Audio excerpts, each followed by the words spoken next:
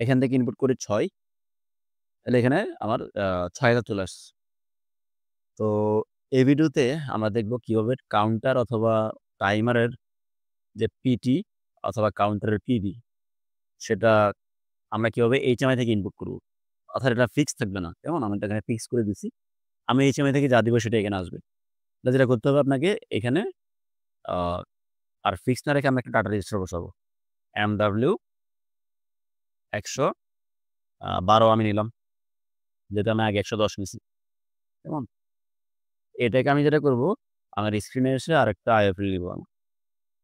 হুম, IFL নিলাম। এখন আমি এটাকে ট্যাগ করব আমার MW ১১২ র সাথে।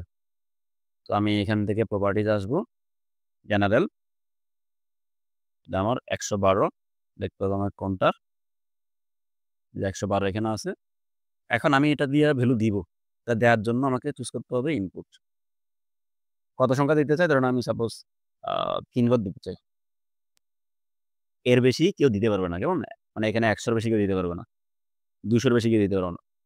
তাই না? ৩ টা ঘর। আচ্ছা। তো এখন তাহলে এখানে আমি লিমিটও করে দিলাম যে সর্বোচ্চ সে ৩ ঘর পর্যন্ত দিতে পারবে। কেমন? সেটা আমার ১০০ হোক, ২০০ হোক, ৫০০ হোক, ৯০০ হোক। বাট কেউ ১০০০ দিতে পারবে না। ৪ ঘর দিতে পারবে না। আপনি চাইলে এখানে যদি আরেকটা ঘর বাড়ায় দেন, তাহলে কিন্তু কি আমার ৪ ঘর পর্যন্ত কেউ এখানে ভ্যালু ইনপুট করতে পারবে। কেমন? ভ্যালুটাকে ইনপুট করতে পারবে। সো এখন এটা হলো কাউন্টারটা আমরা সরাসরি এখান দিয়ে দিতে পারবো। তাহলে আপনি দেখেন আমি যদি এখন সিমুলেশনটাকে রান করি, এটাকে আমি ডাউনলোড দিব। মিনিমাইজ করলাম। এরপর আমি চলে আসবো আমার HMI স্ক্রিনে। এখান থেকে এটাকে আমি স্টার্ট সিমুলেশন দিব।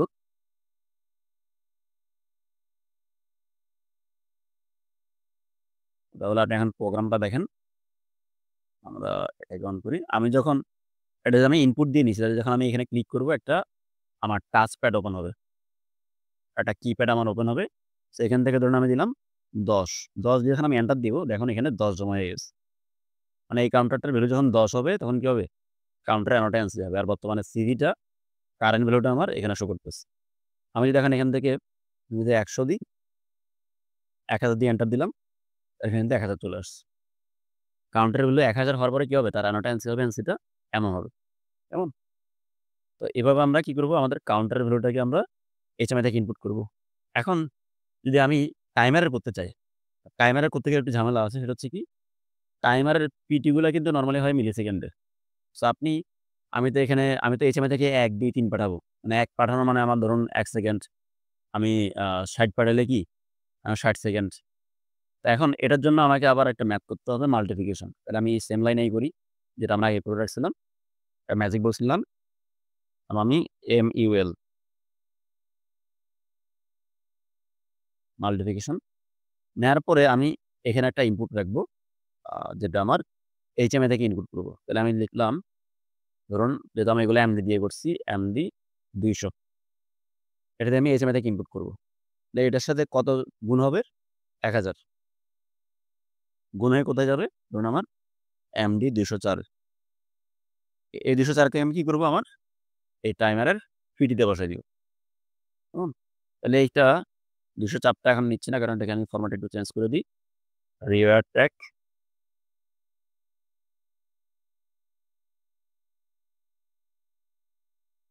এখানে ধরুন আমি এটাকে ডাবল ইন্টিজার করে দিলে এটা ঠিক হয়ে যাবে। হুম? এটা ঠিক হয়ে গেছে। আচ্ছা। টাইমারের সাথে ফরম্যাটটা মিলতেছিল না, কেমন?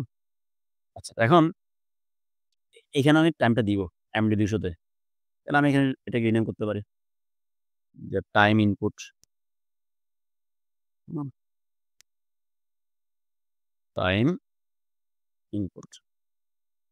চেঞ্জ দিলাম। মানে আমি HMI থেকে দিব ১, এটা ১০০০ দ্বারা গুণ হবে। তাহলে ১০০০ চলে যাবে, আসবে কোথায় আমার? এই যে MD ২০০ এ। টাইমারটা কি বুঝবে? তাকে এখন ১ সেকেন্ড কমান্ড দেওয়া হইছে। তাই না? আমি চাইলে এটাকে মিনিটও করতে পারি। তাই না? আপনি এটা আসলে যেভাবে প্রোগ্রামটা করেন। সো আমি তাহলে এটাকে ডাউনলোড দিব। ডাউনলোড দিয়ে আমি যদি আমার আ সিমুলেশনটাকে অন করি বা আমার যে PLC-র আপনার যে মনিটরিং, এটাকে চালু করব এবং আমার HMI-র এই প্রোগ্রামটাকে আমি ক্লোজ করতে হবে। ক্লোজ করে এই PS এর প্রোগ্রামটাকে অফলাইন করতে হবে। আমি যেহেতু HMI তে স্ক্রিনটা নিই নাই এখনো টাইমারের জন্য। টাইমারের জন্য কোনো ফাংশন তো আমি নিই নাই এখনো, তাই না? টাইমারের জন্য আমি আরেকটা IFL নিব। এটাকে আমি এখান থেকে ইনপুট চুজ করব, যেহেতু আমি দিব। কাকে দিব আমি? আমার এই যে টাইম ইনপুট। কত সংখ্যা দিতে চাই? ধরুন আমি সর্বোচ্চ 4 সংখ্যা দিতে চাই। হুম? দেন আমি জাস্ট যেটা করব, আমার এই HMI PS এর প্রোগ্রামটাকে আপনাকে অনলাইন করতে হবে। মানে PS এর প্রোগ্রাম অনলাইন থাকা অবস্থায় কিন্তু আপনি HMI থেকে ট্যাগ করলে কিন্তু ট্যাগ কাজ করবে না। একটু মাথায় রাখতে হবে। PS এর প্রোগ্রামটাকে অফ করে আপনাকে ট্যাগ করতে হবে। সো আমরা আবার এখান থেকে স্টেট সিমুলেশন দিব। দেখে মিনিমাইজ করলাম। সো এখন যদি আপনি একটু দেখবেন, আমি যদি প্রোগ্রামে আসি। সো আমি যদি এখন আমার কাউন্টারের ভ্যালু বর্তমানে আপনার 0 মানে আমি 1000 দিয়ে রাখছিলাম আগে। 1000ই আছে। কেমন? এরপরে ধরুন আমি এখানে ক্লিক করলাম টাইমের ভ্যালুটা ইনপুট করার জন্য। সো আমি এখানে ইনপুট করলাম 1। দেখেন আমি এখানে ইনপুট করছি 1, চলে আসছে কত? 1000। তো 1000 কিন্তু এখানেও চলে আসছে। তার মানে এই টাইমারটা আমার এখন 1 সেকেন্ডের টাইমার। আমি যখন এখান থেকে ইনপুট করব 60, তাহলে আমার 60,000 আসছে, তাই না?